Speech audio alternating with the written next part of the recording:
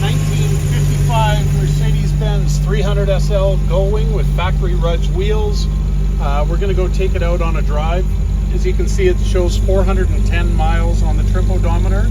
Every one of those I put on the car over the last few months. I'm going to reset it to 0 so you can see on our drive that it is working. So it's reset to 0. Just returned from a fresh service at the Mercedes-Benz Classic Center where I had them go through it end to end to get it ready to drive and use. And we'll go through the list of stuff they did. So let's go for a nice drive.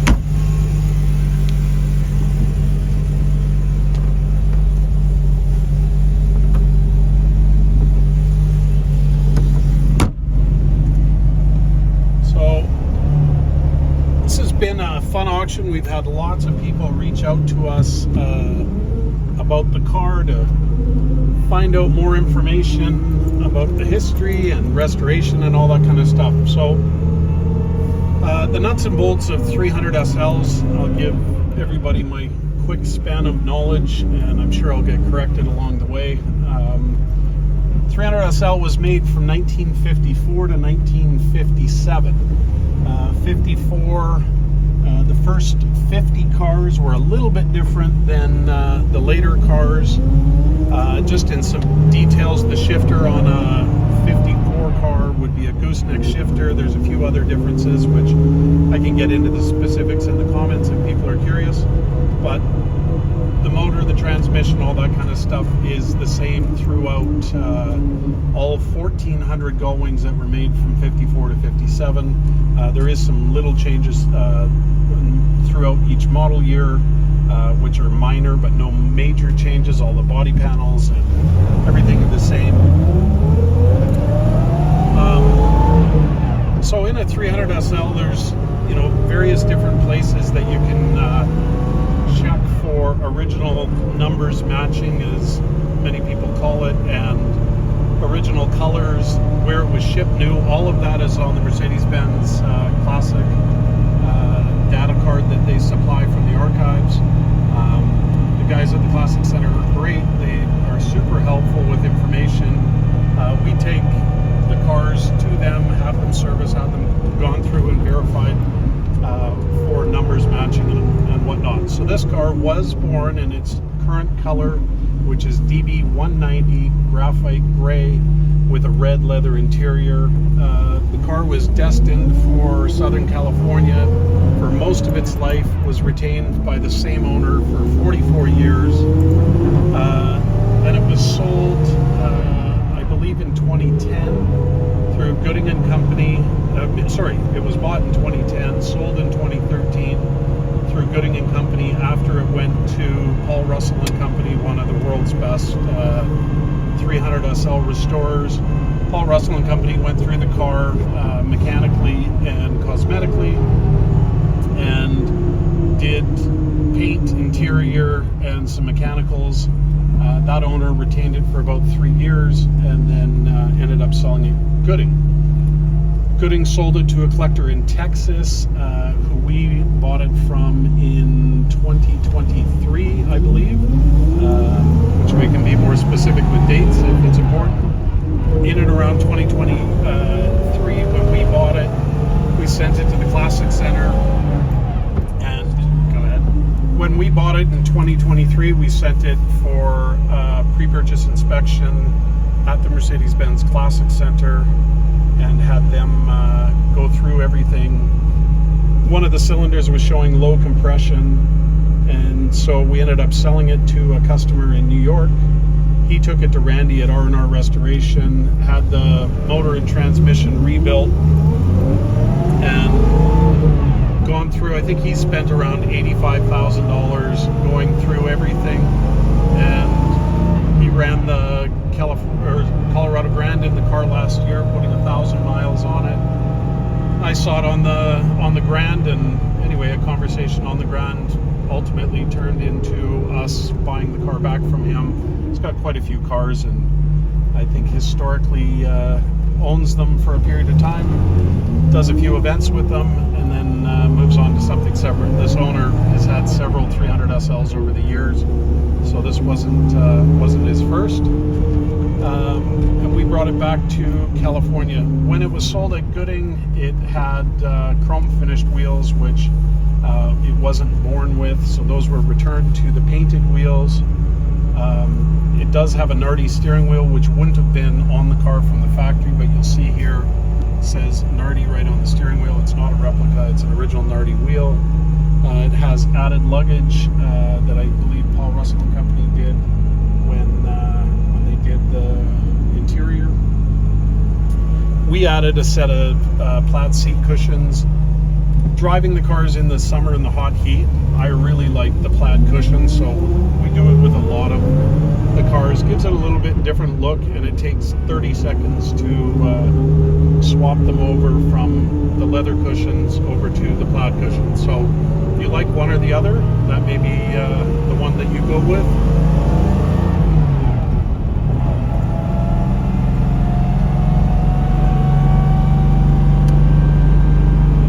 This is our quality control drive. It just left the Classic Center. We just wanted to shake it down, make sure everything is ready to use and drive, see if there's any small deficiencies that we see on our drive. Obviously, these are 70-year-old cars. Our expectations are very high, what to expect out of cars. We've driven 1 mile. The trip odometer is working. The speedometer is working. Temperature gauge is working. Oil pressure or oil temperature gauge is working. We checked all the signals and lights before we left, and everything is good.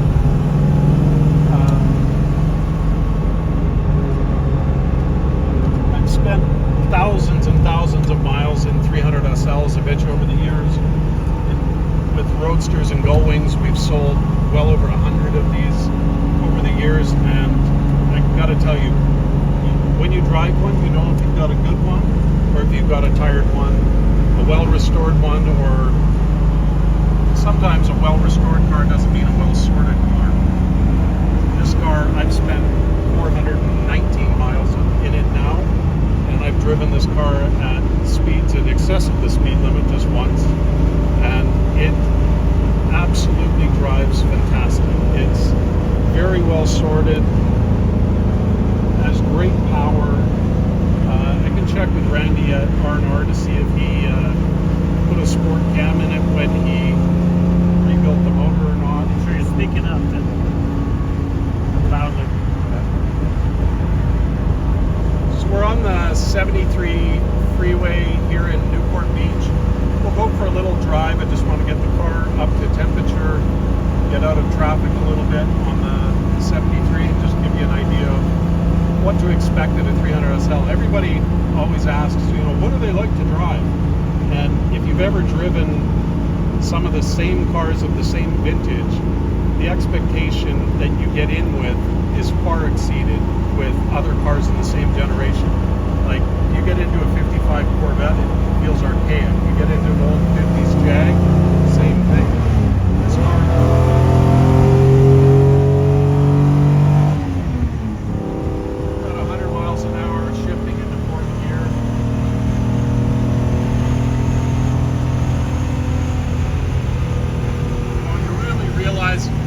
driving an old race car. That's what this was intended for. At 100 miles an hour in fourth gear at 4,500 RPM, track straight, drive straight. They're just a ton of fun to drive.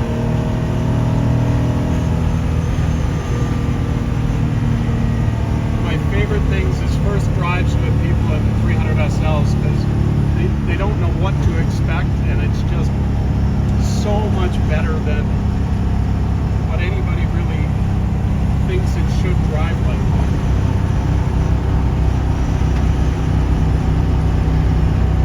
I'm going to get off at this exit and turn around and head back, because we have a few cars to drive, but I just wanted to get a quick drive under load, make sure you know what to expect, how a car like this will perform, and we'll do a walk around video and just give you a better understanding of the history and make sure we've covered all the pertinent details. But this is a factory Rudge wheel car.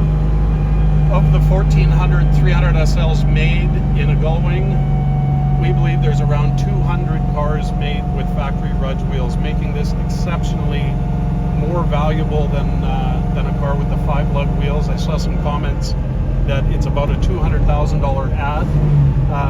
I disagree with that. It's worth a lot more than that to us. So historically, we pay around $300,000 to $350,000 more for a factory Rudge car than we would a standard 5 lug car.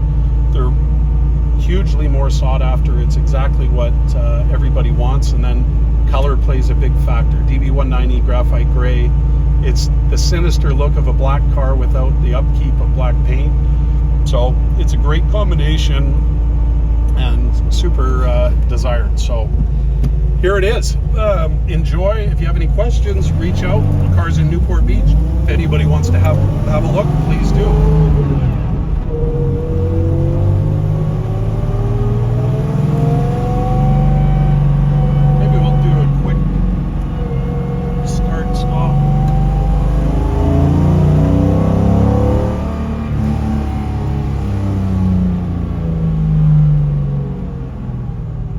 The looks you get in these cars. They're sitting at a light here in Newport Beach, and we've got 2 people already giving us the thumbs up.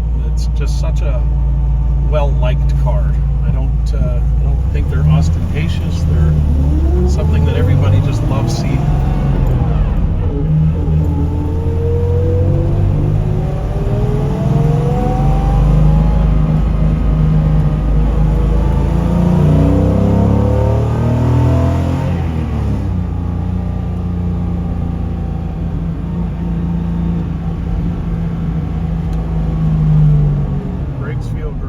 Had the brakes done at the Classic Center.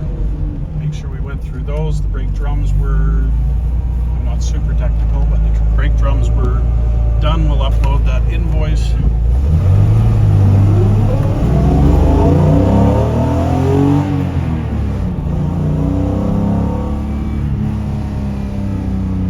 This is a fast one. So the gearing in the rear end can be different from car to car. I haven't double checked which this one has, but you can definitely feel this is a faster 300SL than some others, and I don't know what the reason is for that. Some are fast, some aren't, but this one is quick. So we'll just get back on the freeway here.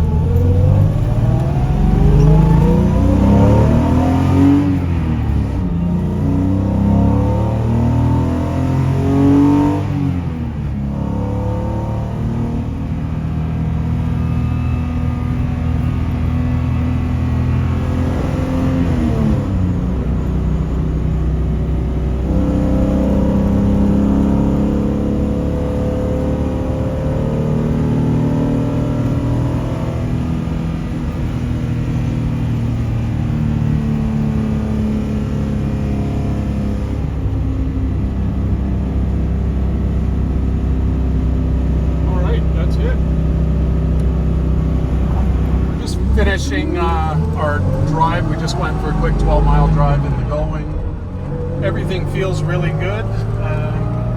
So it's basically back into our warehouse for storage. The auction will come to an end.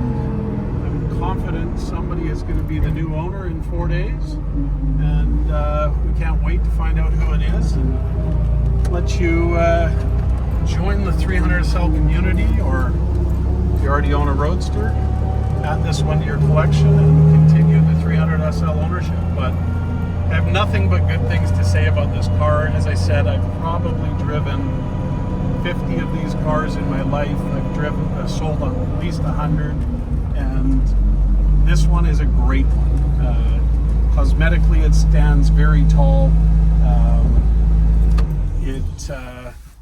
It's not a 100-point perfect car that every nut and bolt is new. It's been well preserved. The 40 years it's spent in California with the past owner is definitely something that's kept it in great condition, and probably a large part of the reason Paul Russell only painted it and put interior in it. The undercarriage is very clean, no rust issues. It's just a killer car, and all 5 wheels are date coded to the build sheet, so the car has its original wheels, which is super important, and just all the details are in great shape. I think it's an incredible car for somebody to add. Little fun fact on the Gullwing: if you want to get out of the car with a little bit more ease, this steering wheel folds down, and then when you go back up, you pop it back into place. But it was meant to allow you to get in and out of the car with ease. Getting out, it's pretty simple. Just swing your leg out and you're out. So a lot of people leave this down when the car is parked, knowing they're getting right back in. I never move the steering wheel when I get in and out of the cars, but it's a great car. Any questions, please reach out. We're happy to answer any questions you might have. Thank you.